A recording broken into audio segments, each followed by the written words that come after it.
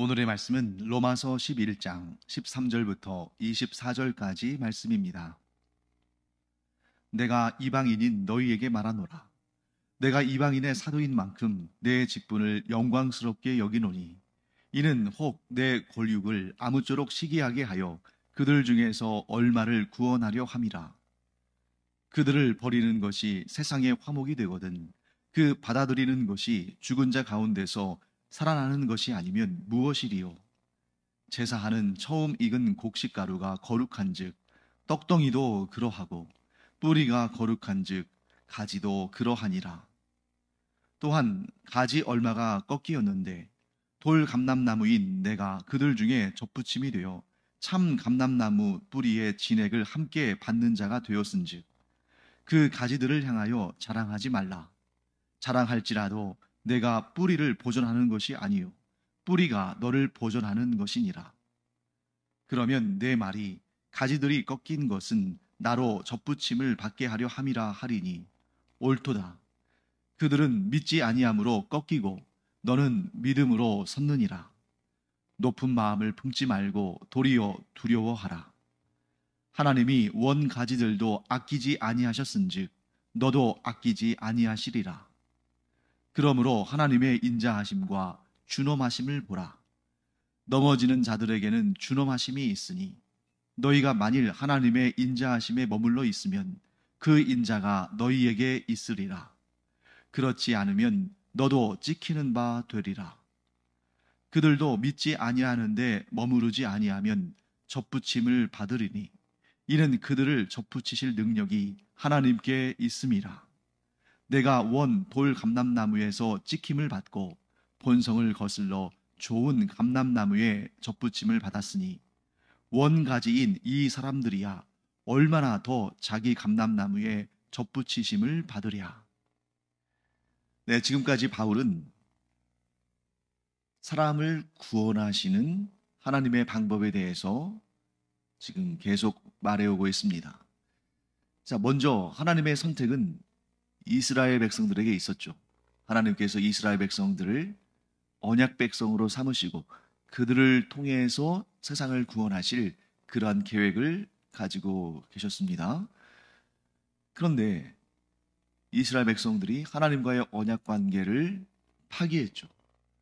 그들이 하나님만을 섬겨야 하는 그들의 그 삶을 어떤 삶으로 변주시켰습니까? 우상을 섬김으로 하나님과의 언약 관계를 파기하는 그런 악한 죄를 저질렀습니다. 자, 그 일로 인해서 하나님께서 이스라엘 백성들에게 진노하셨지만 그 진노가 진노로 끝나지 않고 도리어 하나님께서는 이 투트랙으로 구원의 지평을 넓히신 거죠. 그래서 이 이스라엘 사람들 안에서도 구원의 불씨, 남은 자, 거룩한 씨를 남겨두심으로 그 이스라엘 안에서도 하나님의 구원의 역사가 계속 진행되게 하시고 또 이제는 이방인들에게도 복음을 선포하셔서 그들 가운데서도 구원받는 자들이 많이 발생하는, 그래서 이스라엘이 비록 실패하고 넘어졌지만 그 이스라엘의 구원도 거두지는 않으시고 계속 그 명맥이 이어지게 하시고 반면에 이방인들 가운데서 크게 복음에 반응하는 역사가 일어나게 하셔서 구원이 이제 이스라엘 사람들뿐만 아니라 이방인들에게도 넓게 확장되도록 구원의 지평을 넓히신 것입니다. 바울 자신이 이 일에 대해서 아주 생생한 증인이죠. 그가 예수 그리스도를 만나기 전까지는 유대교에 아주 열심히 있는 사람이었잖아요. 근데 그도 그 유대교의 그 전통에 따라서 이스라엘 사람이라는 그 혈통, 즉 아브라함의 후손이라는 혈통과 또 율법을 지키는 행위와 할례를 받았다는 표식이 당연히 구원에 이르는 그러한 확증인 줄 알았는데 그렇게 이스라엘 백성이고 율법을 행하고 할례를 받으면 당연히 구원받을 줄로 알았는데 예수 그리스도를 만난 다음, 부활하신 예수를 만난 다음에 그가 완전히 꼬꾸라지고 그의 세계관이 바뀌었죠. 그러면서 그가 이제 자신이 핍박하던 복음을 열심히 전파하는, 심지어 자기의 생명을 다 바친, 그 생명을 바치고 순교하기까지 그렇게 복음을 전했던 것을 보게 됩니다. 그리고 바울은 이렇게 말하죠. 내가 이방인의 사도가 된 것을 나는 참 감사한다. 영광스럽게 여긴다. 왜냐하면 내가 전하는 복음으로 말미암아 이 이방인들에게도 구원의 기쁜 소식이 전달될 뿐만 아니라, 그들이 구원받을 뿐만 아니라, 내가 이런 일을 함으로 말미암아 이스라엘 사람들 가운데서도 어떤 이들은 시기하고 질투하여, 자, 여기서 시기하고 질투한다는 것은 너무 나쁜 의미로 보기보다는 이 하나님에 대한 열심, 이 유대인들, 이스라엘 사람들은 하나님에 대한 열심이 있는데, 그 열심이 있는 사람이 바울의 사역들을 지켜보면서 하나님의 놀라운 구원 역사가, 성령의 놀라운 역사가 이방인들 가운데서도 일어나는 것을 보고 그들이 충격을 받고 생각이 돌이켜지고 복음으로 나아오는 그런 역사가 있다면 나는 그것만으로도 너무 감사하다. 왜냐하면 나를 통해 이방인을 구원하실 뿐만 아니라 이스라엘 사람들 가운데서도 이렇게 복음으로 반응하는 사람들이 생겨나기 때문에 그것으로 인해서 나는 감사하다. 이렇게 설명하는 것입니다. 그리고 이제 본격적으로 15절, 16절에서 이방인의 구원과 이스라엘의 관계에 대해서 또 설명을 합니다. 15절, 16절을 제가 읽어보겠습니다. 그들을 버리는 것이 세상의 화목이 되거든 그 받아들이는 것이 죽은 자 가운데서 살아나는 것이 아니면 무엇이리요? 자, 그들을 버리는 것. 여기서 그들은 이스라엘 사람들이겠죠.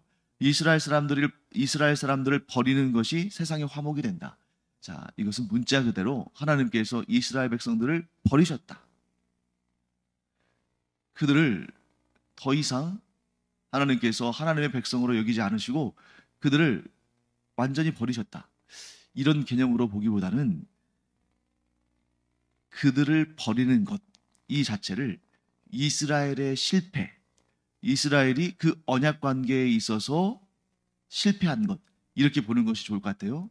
그래서 이스라엘의 실패가 도리어 복음이 이방 세계로 흘러들어가서 이방인들이 구원을 받음으로, 즉 세상의 화목, 이스라엘 사람들이 아닌 세상 사람들이 하나님과 화목되게 되었다면, 즉 이스라엘의 실패로 인해서 이방인들이 구원을 받아서 이 세상에 하나님의 화평의 복음이 충만히 전파되었다면 그 받아들이는 것이 죽은 자 가운데서 살아나는 것이 아니면 무엇이리요? 자, 그 받아들이는 것은 뭐를 의미할까요? 이 이스라엘 사람들이 복음을 받아들인다면 그것은 죽은 자 가운데서 살아나는 것이 아니면 무엇이요? 자, 이것은 두 가지 측면에서 볼 수 있겠죠. 이스라엘 백성들이 구원을 받아들이는 일은 그들이 하나님과의 언약 관계를 깨뜨려서 완전히 죽은 자처럼 되었는데 그들이 다시 그 언약 관계를 회복하고 살아나는 것과 같다. 이렇게 해석할 수가 있고, 또 하나는 이스라엘 백성들이 복음을 받아들이는 것은 너무너무 기쁜 일이어서, 그래서 마치 죽은 사람이 살아 돌아왔을 때 느끼는 그러한 기쁨과 감격과 비견될 수 있다. 자, 그러므로 바울이 지금 얘기하는 것은 뭡니까?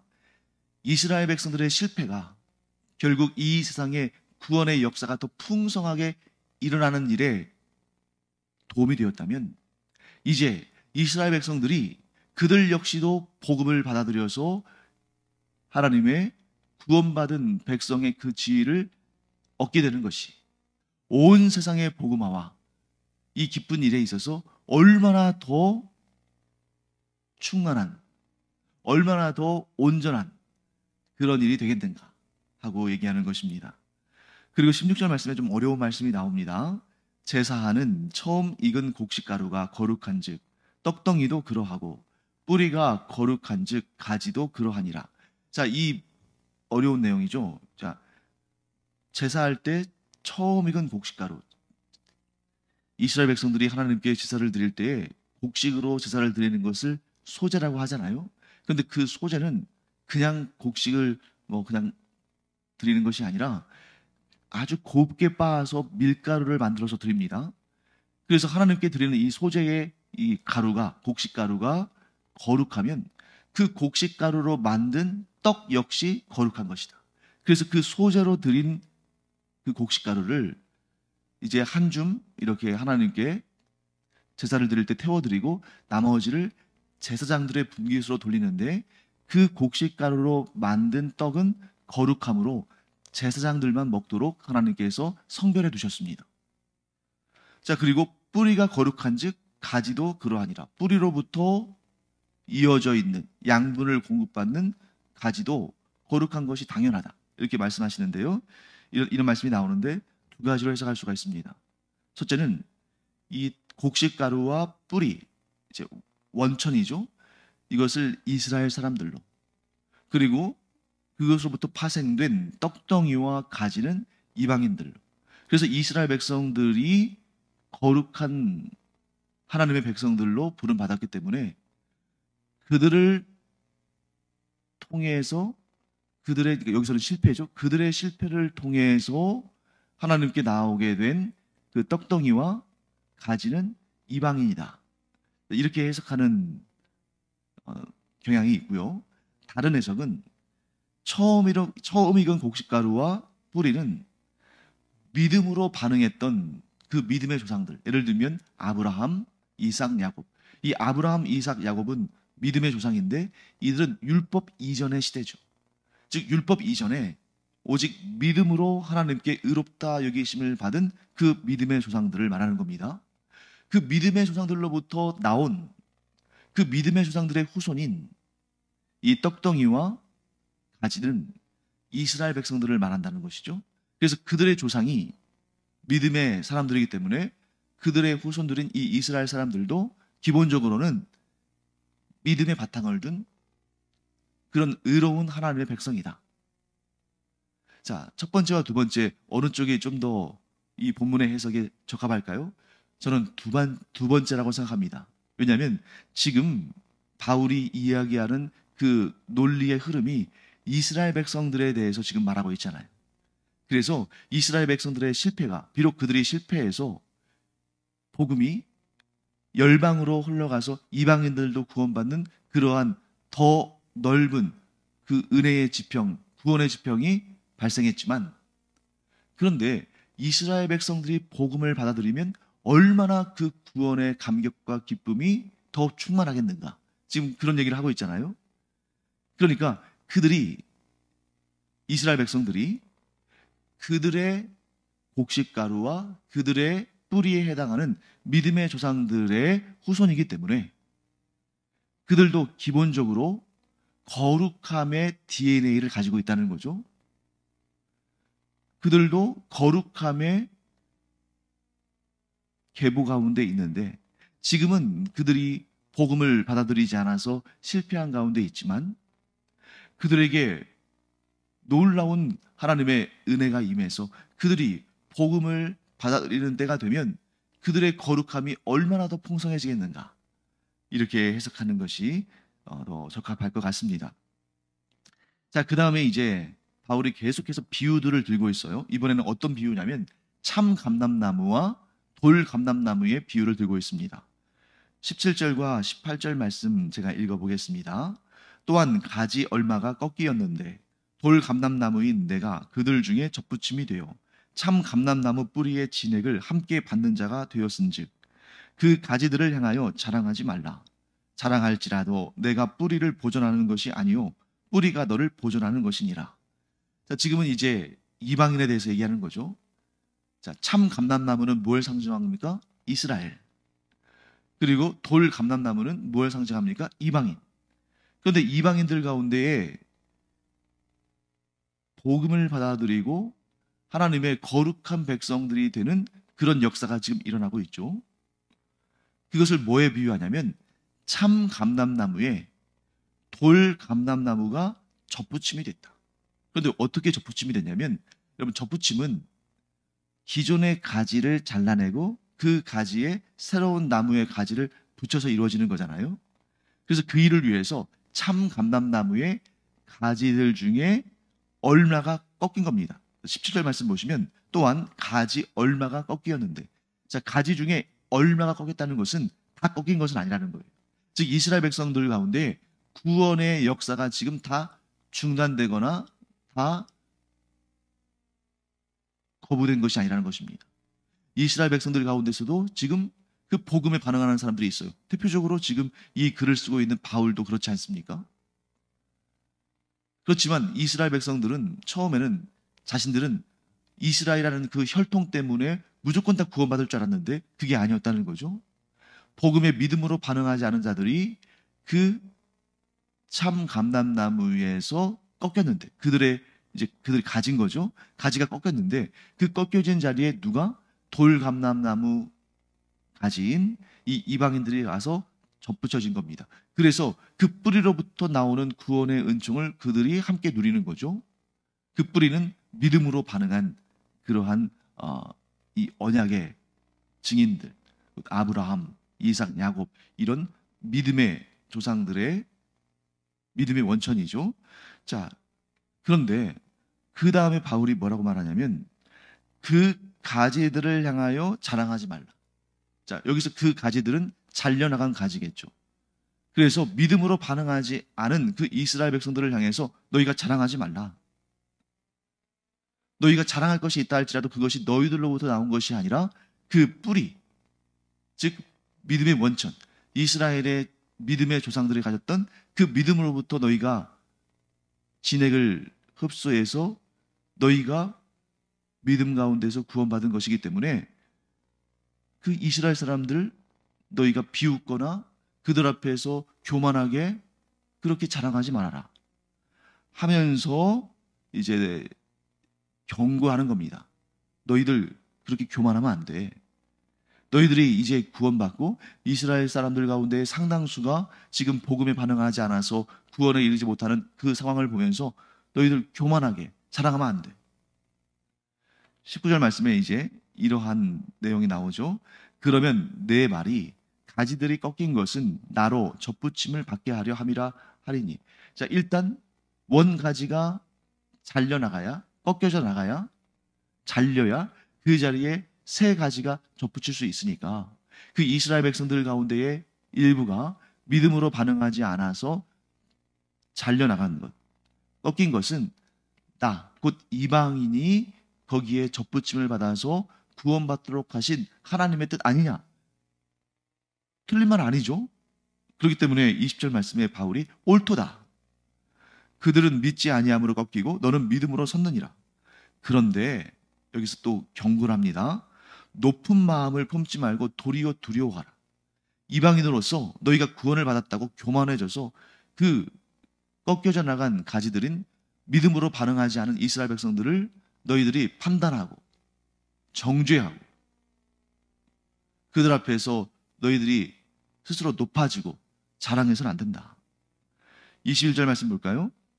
하나님이 원 가지들도 아끼지 아니하셨은즉 너도 아끼지 아니하시리라. 자, 이스라엘 백성들을 하나님께서 꺾으신 것처럼 너도 언제든지 꺾으실 수 있다. 그러니 조심하라 하고 말씀하시는 거죠. 자, 이스라엘의 원 가지들이 왜 꺾였을까요? 그들이 자기 자신의 의를 드러냈죠. 하나님의 은혜를 믿음으로 받아들임으로 구원받는 것이 아니라 율법의 행위를 지킴으로 또 자신들의 혈통과 할례를 과시함으로 구원받을 수 있다고 생각했는데 그것은 믿음으로 얻는 의, 믿음으로 얻는 구원이 아니기 때문에 꺾여져 나갔습니다. 구원에 이르지 못합니다. 그런데 그들이 그렇게 해서 실패했는데 너도 그들과 똑같이 교만한 마음을 품어서 하나님의 은혜로 받는다는 이 사실을 망각하고 그들과 같이 교만하고 그들과 같이 자기 자신을 드러내고 자신의 의를 과시하면 언제든지 꺾여나갈 수가 있다. 하나님의 은혜로 구원받은 자들은 그렇게 교만하지 않는다. 왜? 은혜라는 것이 전적인 나의 의가 아니라 하나님의 의로 구원받는 것인데 네가 자랑하고 교만할 것이 뭐가 있느냐 하고 이 이방인 그리스도인들을 아주 그들이 눈물을 쏙 빼도록 그렇게 다그치면서 경고하는 것입니다. 왜요? 그들이 얄미워서 그럴까요? 아니죠. 그들이 이스라엘의 실패를 답습할까 봐. 이스라엘이 하나님의 은혜에 감사하고 감격한 것이 아니라 자신들의 의를 드러내고 자신들을 높이고 자신들의 행위를 강조하다가 꺾였는데, 이 이방인 그리스도인들도 똑같은 길을 걸을까 봐 지금 아주 단속하는 거죠. 그래서 오늘 본문의 말씀의 핵심은 22절부터 24절까지에 나옵니다. 바울이 지금 이스라엘 사람들뿐만 아니라 이방인들에게도 이 가장 중요한 교훈을 전하는 거예요. 제가 읽어보겠습니다. 그러므로 하나님의 인자하심과 준엄하심을 보라. 넘어지는 자들에게는 준엄하심이 있으니 너희가 만일 하나님의 인자하심에 머물러 있으면 그 인자가 너희에게 있으리라. 그렇지 않으면 너희도 찍히는 바 되리라. 그들도 믿지 아니하는데 머무르지 아니하면 접붙임을 받으리니 이는 그들을 접붙이실 능력이 하나님께 있음이라. 내가 원 돌 감람나무에서 찍힘을 받고 본성을 거슬러 좋은 감람나무에 접붙임을 받았으니 원 가지인 이 사람들이야 얼마나 더 자기 감람나무에 접붙이심을 받으랴. 아주 중요한 말씀이죠. 참 감람나무에 접붙임을 받을 수 있는 것은 하나님의 인자하심을 구하고 하나님의 인자하심에 머물러 있는 것입니다. 이게 뭐냐면 내 힘과 내 능력으로 구원받는 것이 아니라 행위나 혈통이나 표식이나 이런 것을 통해서 구원받는 것이 아니라 오직 하나님의 은혜로 구원받습니다. 하나님께서 은혜로 베푸신 그 그리스도의 보혈의 공로로 구원받습니다. 믿음으로만 구원받을 수 있습니다. 하는 이러한 고백이 그들로 하여금 참 감람나무에 덧붙이게 한다는 겁니다. 접붙임을 한다는 거죠. 그러므로 언제든지 자기의 의를 과시하지 아니하고 하나님의 인자하심을 구하고 하나님의 인자하심 가운데 머물러 있어야 그가 그 참 감람나무에서부터 떨어져 나가지 않는다는 거죠. 자, 그런데 이방인들이 복음을 믿었다는 것을 뭘 의미하냐면 그들은 원래 돌 감람나무에 달려있는 가지들이었잖아요. 구원받지 못하는, 멸망을 향해 나아가는, 하나님을 믿지 않는, 그리스도의 복음을 받아들이지 않는 그 돌 감람나무에 붙어있는 가지들이었는데 그들이 믿음으로 말미암아 그 돌 감람나무에서 꺾여서 오직 믿음으로 구원에 이르는 이 참 감람나무, 하나님의 인자하심 가운데에 하나님의 은혜로 구원을 받는다는 이 참 신앙의 참 감람나무에게 접붙임을 받았습니다. 그들은 원래 돌 감람나무에 붙어있는 가지였는데 믿음으로 말미암아 참 감람나무에 접붙임을 받았어요. 그럼 완전히 이제 수종이 바뀐 거죠. 그런데 원래 그 참 감람나무에 붙어있던 가지가 비록 꺾여져 나갔지만 그들이 이 복음에 대해서 믿음으로 반응하면 얼마나 더 쉽게 그 참 감람나무에 다시 접붙임을 받고 그 생명을 이어가겠는가. 자, 수종이 다른 나무의 가지를 꺾어다가 접붙이는 것과 수종이 같은 나무의 가지를 꺾어다가 접붙이는 것, 차이가 있죠. 어느 쪽이 더 생존 확률이 높습니까? 수종이 같은 나무에 접붙임이죠. 수종이 다르면 때때로 부작용이 있거나 또는 생착하지 못하거나 그럴 수도 있는 거잖아요. 하지만 이 경우에는 이방인이 믿음으로 반응해서 참 감람나무에 접붙임을 받았을 때 좀 살지 못하고 실패할 가능성도 있다. 이런 차원이 아니라 이 이스라엘 백성들이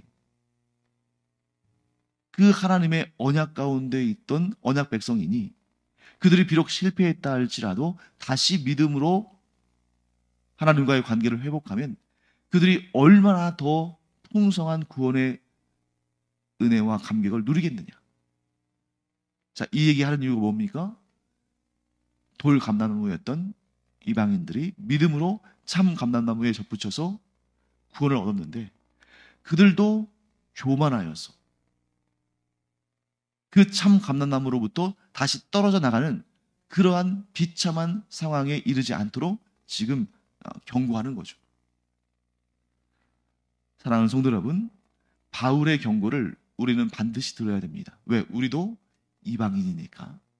우리는 하나님과 언약 관계에 있지 않은 이방인이었는데 우리가 예수 그리스도의 복음을 믿음으로 말미암아 하나님의 구원의 참 감람나무에 접붙임을 받은 거죠. 그런데 우리도 얼마든지 실패할 수 있다는 것입니다. 누구처럼? 이스라엘 백성들처럼.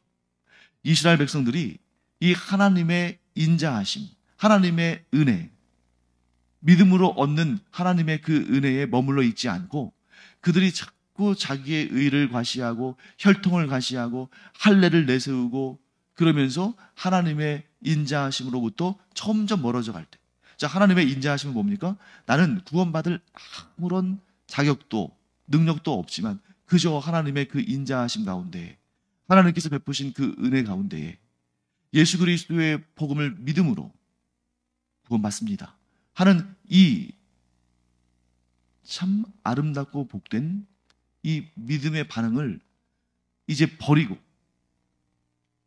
내 의, 내 능력, 내 행위 이런 것을 점점 강조하고 다른 이들을 판단하고 정죄하고 나의 의를 내세울 때 이스라엘의 실패의 역사를 답습할 수 있다. 그 길로 떨어져 나갈 수 있다.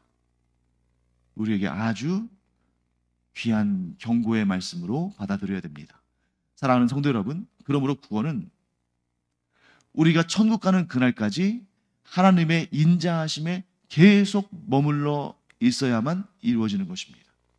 어느 순간 우리가 하나님의 의가 아니라 나의 의, 예수 그리스도의 구원의 능력이 아니라 나의 능력을 의지하기 시작하면서 나를 내세우면 그것은 하나님의 인자하심으로부터 떨어져 나가는 것이고 구원은 이루어지지 않습니다.